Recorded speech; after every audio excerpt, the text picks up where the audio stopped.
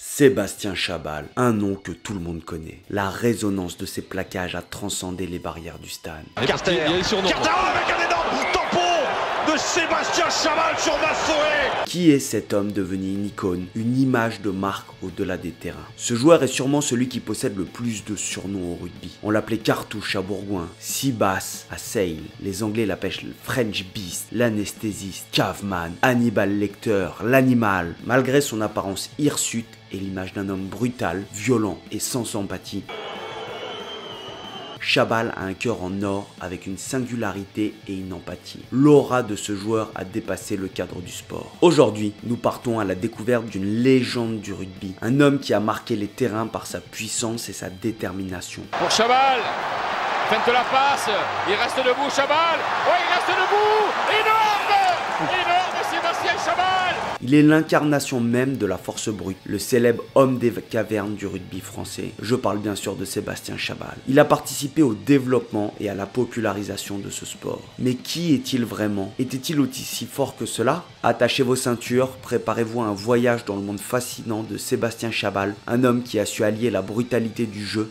avec une personnalité attachante hors du terrain. We are in France.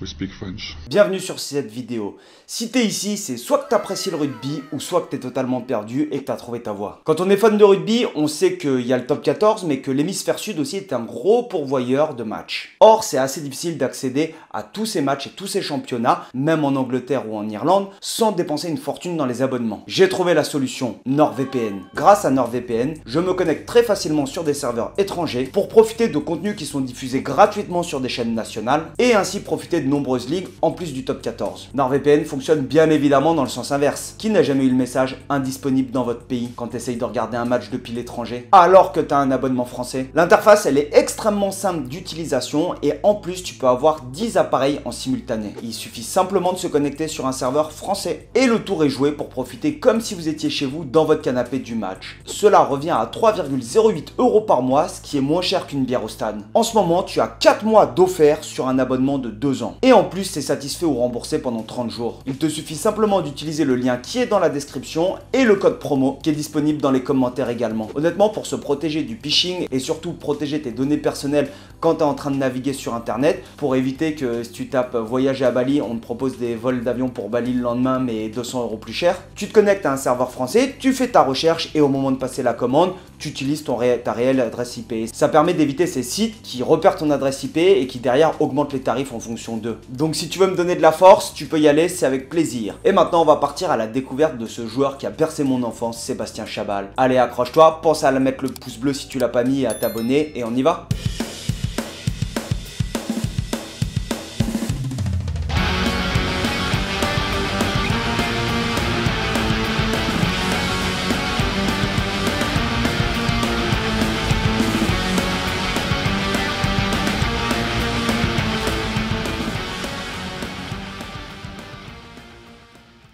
Sébastien Chabal est né le 8 décembre 1977 à Valence dans la Drôme. Il a grandi dans une famille modeste, la maison de ses parents, dans un petit lotissement à Beaumont-les-Valences, avec des murs en crépi où Chabal est resté jusqu'à ses 18 ans. Michel, son père, est garagiste, tandis que Béatrice, sa mère, est employée dans une bijouterie. À 3 ans, Sébastien portait des parpaings, allait chercher des bûches pour la cheminée, se souvient une maman dont la fille faisait partie de la bande d'amis de Chabal. Il fallait les voir les casse-croûtes gigantesques que lui préparait sa maman. Il était très agité et en même temps capable de se mettre à plat ventre pour regarder une colonne de fourmis progresser. Chabalou, comme l'appellent ses amis de la première heure, a longtemps cherché sa voie entre sa grande sensibilité et les perspectives offertes par des dispositions physiques hors du commun. Il commence le rugby à l'âge de 9 ans, mais cela ne durera que 2 mois. Comme beaucoup de jeunes, il commence une activité et s'il n'adhère pas avec l'éducateur et l'état d'esprit, il ne continue pas. La passion de la mécanique qu'il développe au cours de son enfance, peut-être sous l'influence du travail de son père mécanicien, l'engage sur la voie d'un brevet dans cette discipline. Il reviendra avec des amis à l'âge de 16 ans au rugby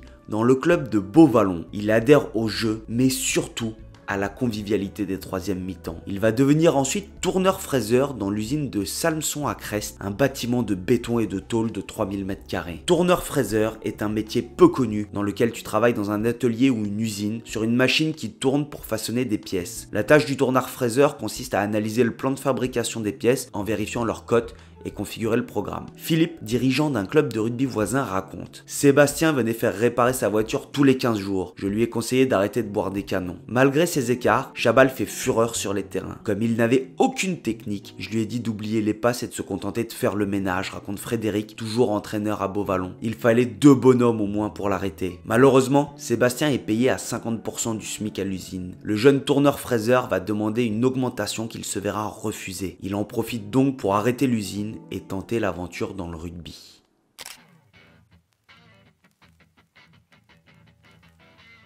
Il va alors rejoindre le club du Valence Sportif pour embrasser une carrière de joueur professionnel. En 1998, il ira au CSBJ, le grand et fameux club de Bourgoin-Jallieu. Ce club qui l'année précédente avait été vice-champion de France et vainqueur du challenge européen en 1997. Il va y découvrir le haut niveau français et jouer avec la génération dorée issue de la formation bergalienne. Lionel Nallet, Olivier Missou, Julien Bonner, Pascal Papé, Benjamin Boyer. Il ne remportera pas de trophée, mais va participer à une demi-finale du championnat de France lors de la saison 2003-2004.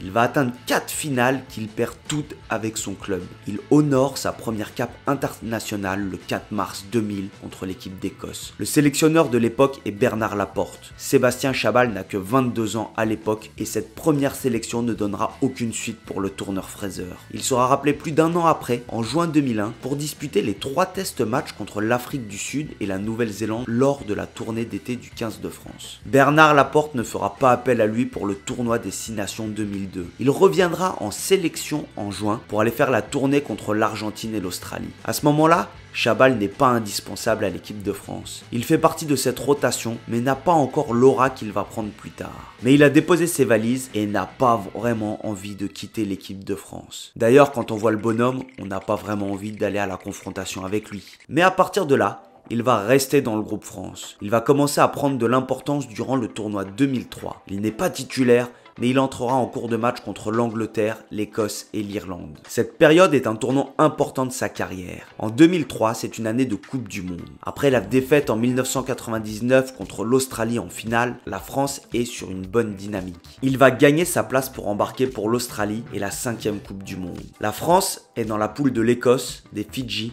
des États-Unis et du Japon. Même si les Bleus feront un sans faute en phase de poule et termineront premier, Caveman n'est pas satisfait. Ils mettront pourtant entre 41 et 61 points à chacun de leurs adversaires, mais Chabal ne jouera que 10 petites minutes contre le Japon. En plein mondial en Australie, il aura des propos chocs dans la presse. Je ne suis pas du tout satisfait d'être ici en costard et de me sentir inutile depuis le début. Parfois, j'ai envie de prendre l'avion et de rentrer chez moi. Je serais mieux là-bas, avec ma petite femme, à jouer avec mes copains de Bourgoin. Il va falloir que ça sorte, le moment va bientôt être propice. Je n'en parlerai pas à Brunel ni à Viviès, il y a un chef et c'est Laporte. C'est avec le roi que je dois parler. Vous imaginez un joueur d'une équipe nationale tenir des propos comme cela à l'encontre de son sélectionneur? Bernard Laporte demande des explications à l'intéressé qui conteste. L'entraîneur du 15 de France rentre dans une rage en l'encontre de celle qui a écrit l'article, comme si elle avait inventé ou déformé les propos de Chabal. Ce qui est certain, c'est que Sébastien a eu le cran, lors d'une réunion en interne, de dire le fond de sa pensée à Laporte et Joe Mazzo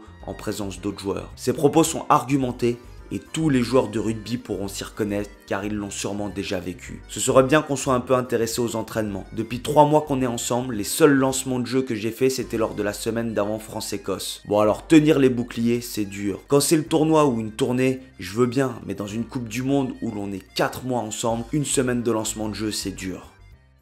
Il ne sera plus sur la feuille de match pour le quart de finale remporté contre l'Irlande 43-21, ni pour la demi-finale contre l'Angleterre perdue 24-7. En revanche, il jouera l'intégralité du match pour la 3e place contre la Nouvelle-Zélande, ce fameux match des coiffeurs. C'est à ce moment-là que je l'ai découvert. Je me souviendrai toujours de cet horrible match durant lequel les Néo-Zélandais ont passé un 40-13 à l'équipe de France. Jeune rugbyman, fasciné par les plaquages, j'avais découvert un joueur ce jour-là dans une défaite difficile. Les Français firent pourtant jeu égal avec les All Blacks pendant 50 minutes avant de céder. Mais il commença à montrer aux yeux du grand public le joueur rugueux qu'il était. Bernard Laporte rempile pour un second mandat jusqu'à la Coupe du Monde en France en 2007. Mais Chabal soit pour des raisons sportives ou peut-être plus pour des raisons humaines, ne fait pas partie des plans du sélectionneur. Il n'aura aucune sélection en 2004, année de grand chelem pour l'équipe de France. Il reviendra pour 2 rencontres du tournoi 2005 sans s'imposer comme titulaire, puis il disparaîtra totalement des radars en 2006.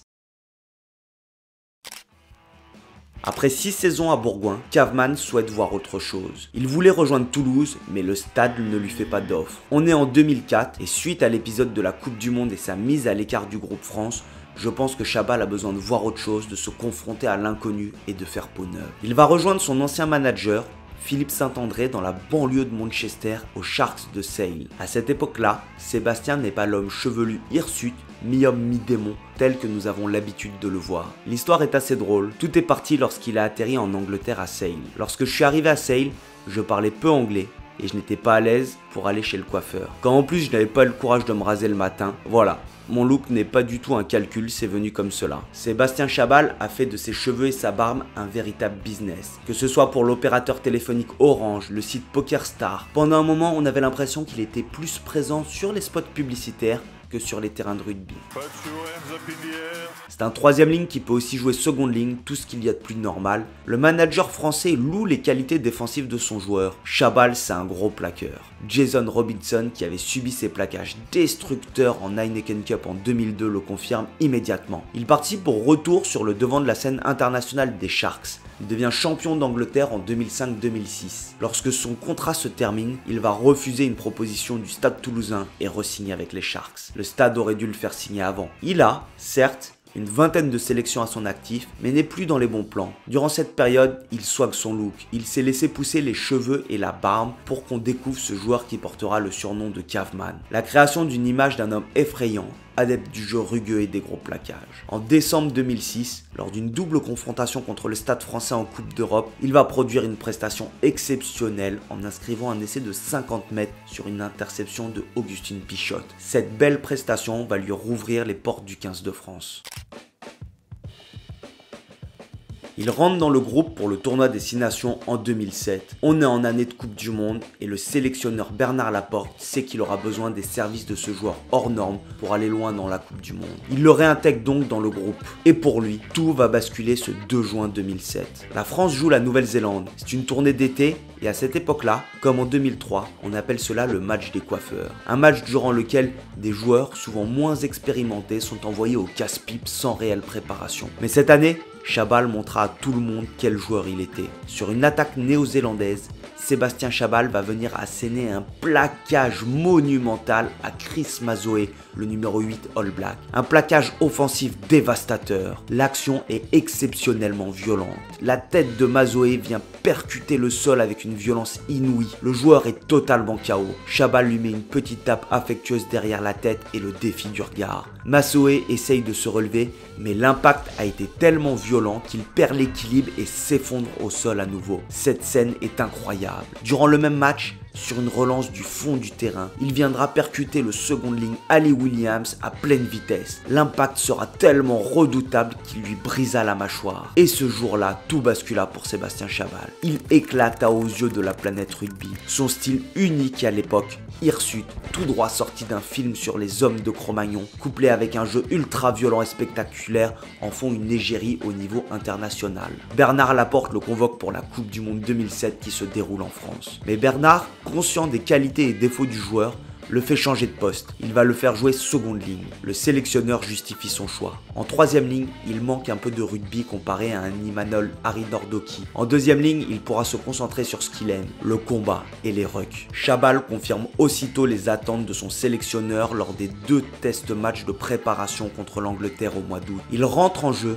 et sur une action va planter un essai magnifique après avoir évité 2 joueurs anglais et cassé un plaquage d'un 3e avant d'aplatir dans l'embut. Ouais, il reste debout. Énorme. Énorme Sébastien Chabal. Ses prestations en équipe de France avant la Coupe du Monde le font connaître aux yeux du grand public. C'est la figure de proue idéale pour cette compétition. Tout le monde le connaît. Quand on parle de l'équipe de France, les non-initiés du ballon ovale pensent à Chabal. Un homme hirsute, violent sur le terrain, capable de mettre des plaquages dévastateurs et des percussions violentes. Son image dénote avec les calendriers du Stade français et sur Rugby Rose qui commence à voir le jour. Il a cette image de virilité brute et c'est impossible de rater ce grand bonhomme qui fait la couverture des journaux et des publicités. Sébastien Chabal est peut-être le seul joueur de rugby à avoir le droit à sa propre marionnette chez les Guignols de l'info. Pour ceux qui ne connaissaient pas les Guignols de l'info, c'est une émission satirique qui passait sur Canal+ dans les années 2000. La notoriété de Chabal grandissant avec la Coupe du Monde 2007, il était représenté dans les Guignols avec le masque et la camisole de force de Hannibal Lecter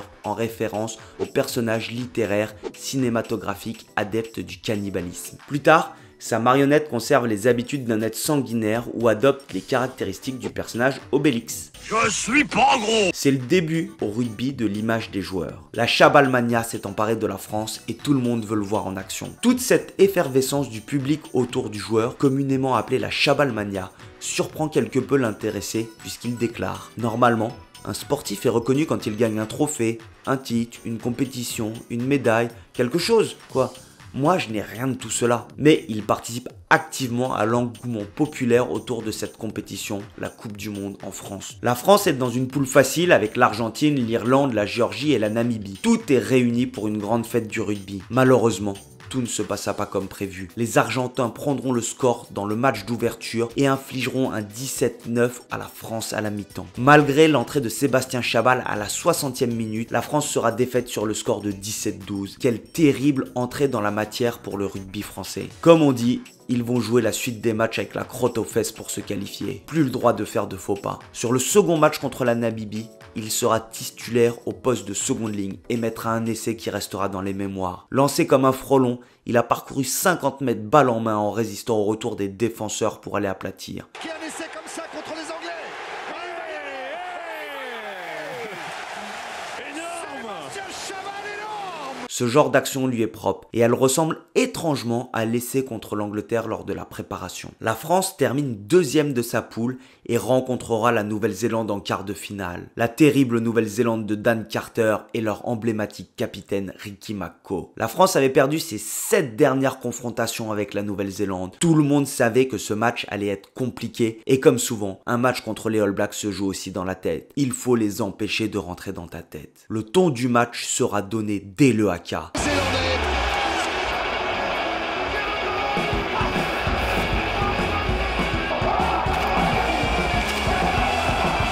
Les Français défièrent les Néo-Zélandais d'une manière qui surprit tout le monde. Les Bleus étaient chez eux et ils allaient se faire respecter. Ils se plantèrent devant les Blacks, quasiment au contact, pour les défier du regard. Le premier défi de ce quart de finale donna des frissons à tout un peuple. Christophe Dominici, Frédéric Michalak, Raphaël Ibanez, Peter De Villiers, Thierry Dussautoir, Vincent Clerc, Sébastien Chabal, Fabien Pelouse, tous ces grands noms du rugby français défièrent leur adversaire du jour en leur montrant qu'ils étaient prêts au combat. L'anesthésiste Chabal eut un regard, la tête vers l'avant, prêt à aller au contact de l'adversaire, les yeux dans les yeux. Il donna le ton et l'ambiance du match. Un match âpre dans laquelle la France fut malmenée durant une première mi-temps. Chabal rentra à la 52e minute et apporta toute sa rage et son envie de jouer. Il participa à la révolte de la France qui était menée. Une des plus belles actions de la France, en remontant le ballon sur 60 mètres avec une percussion de Chabal dans un couloir, il participa pour amener l'essai de Thierry Dussautoir qui relança totalement la France. La France l'emporta dans un match épique 20-18.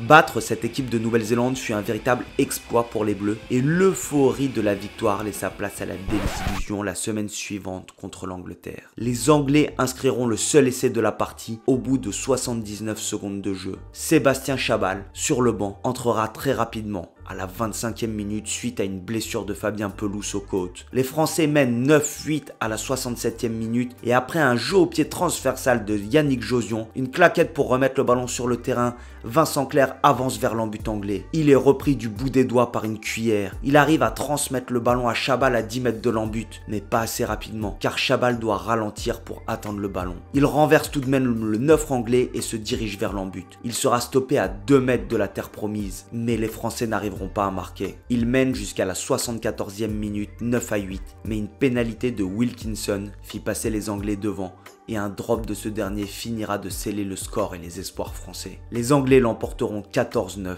Bernard Laporte déclarera « On ne joue pas les Anglais comme on joue les All Blacks ». Lors du match pour la 3e place, il jouera 20 minutes, mais la France sera défaite par les Pumas.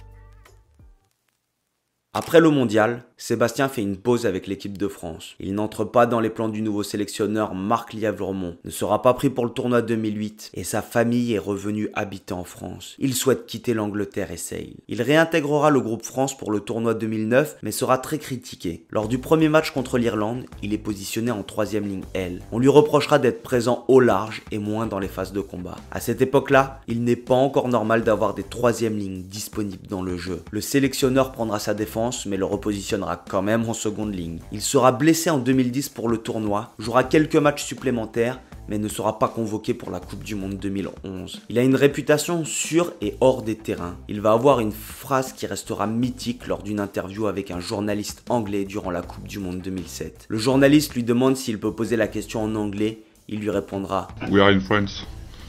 We speak French. » Ce genre de phrase, certes, peut être peu respectueuse pour le journaliste, mais qui colle tellement bien au personnage. Je dis ce que je pense. Les arbitres du top 14 sont nuls. Ils me rendent fou. Il n'y en a que 2 ou 3 qui sont pros. Et encore, j'aimerais savoir ce qu'ils font vraiment. Les juges de touche ont un boulot la semaine et ils sont tous contents d'être là le week-end. Ils n'aident pas l'arbitre central et quand ils interviennent, c'est catastrophique. Tout dépend de l'arbitre, de la nationalité de l'arbitre et donc il peut y avoir des erreurs. En août 2010, avant le retour de Lionel Nallet, il assure l'intérim comme capitaine au Racing. Il critique ouvertement le calendrier du championnat, le qualifiant de mascarade puisque les joueurs disputent 3 rencontres en l'espace de 9 jours. 3 rencontres en l'espace de 9 jours, tu as peut-être oublié cette période qui était dure pour les joueurs. Il met le doigt sur un sujet qui aujourd'hui est d'actualité, les plages de repos du top 14 pour permettre aux joueurs de récupérer. Il aura des déclarations choc, mais il soulève des problèmes qui sont toujours d'actualité. Sébastien n'a jamais été bon pour mettre la manière sur les mots. Son franc-parler l'a sûrement desservi durant ses années de sélection. Nous connaissons tous les sorties médiatiques de Sébastien Chabal. C'est la fin de l'aventure de Sébastien Chabal en bleu. Mais une nouvelle aventure va commencer avec son envie de rentrer en France. À la fin de la saison, il s'engagera avec le Racing qui a un projet ambitieux sous la houlette du technicien Pierre Berbizier. Lors de son premier match face à Albi, il entrera à la 50e minute et inscrira un essai en force dans un style le caractérisant. Il jouera 3 saisons au Racing, mais le président,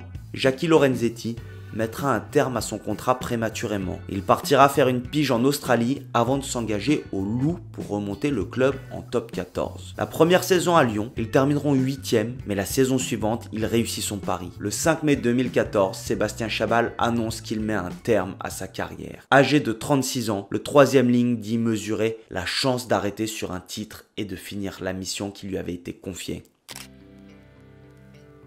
Il est devenu un homme important dans le milieu du rugby et il y est respecté. En dehors des stades, Chabal a consacré du temps et de l'énergie à des œuvres caritatives. Son engagement envers des causes humanitaires et sociales témoigne de sa volonté de faire une différence positive dans le monde, montrant une facette moins connue mais tout aussi impressionnante de sa personnalité. Après sa retraite en 2015, Chabal a réussi une transition réussie vers les médias en tant que consultant et commentateur. Son analyse perspicace et son charisme naturel ont fait de lui une voix appréciée dans le monde du rugby, montrant qu'il excelle autant en dehors du terrain qu'il l'a fait sur le terrain. Une petite anecdote que peu de personnes connaissent. En février 2009, Clint Eastwood a rencontré l'agent de Sébastien Chabal. Rien d'anodin, car il veut tout simplement le faire tourner dans son film Invictus aux côtés de Morgan Freeman et Matt Damon. Le réalisateur américain envisage de tourner un film consacré à la fin de l'apartheid en Afrique du Sud à travers le sacre des Springboks de 1995. Dans ses plans, Sébastien Chabal doit y incarner un des joueurs de rugby de l'équipe championne du monde sud-africaine. À cause d'un calendrier trop chargé avec le club,